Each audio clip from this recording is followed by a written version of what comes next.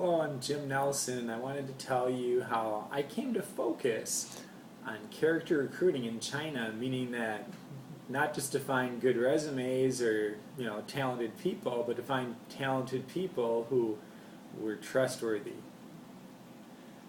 In 1997, I'd been in China for 6 years. I knew the language, I'd seen a lot of the culture, I'd done a lot of smaller kind of jobs, but suddenly I was named to be the general manager of a $1 million factory startup for a U.S. company here in China.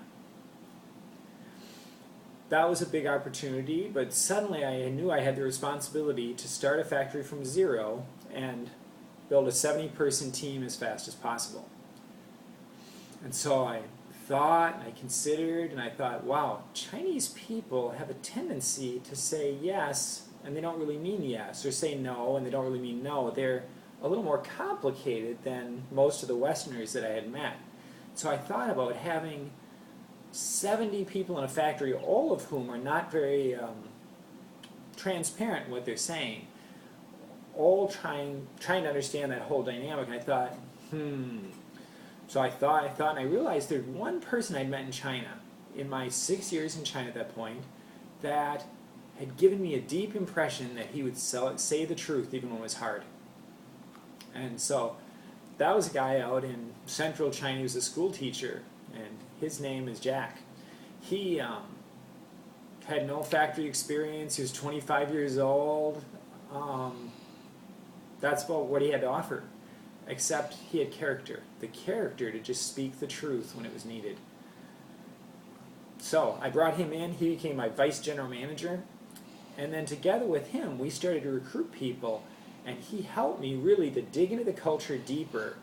As I was leading and helping him to know what we were looking for was people just like him. We succeeded in finding one by one other people of character just like Jack.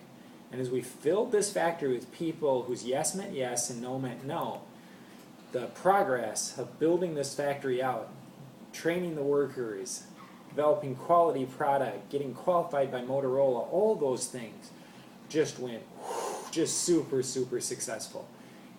What I'd seen was it wasn't just that I could trust what the workers and the managers were saying, was that we built a community where they were trusting each other.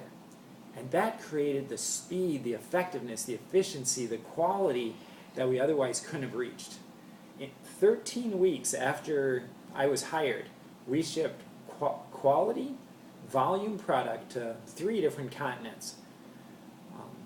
That was a record in all the startups that the group I was associated with had done.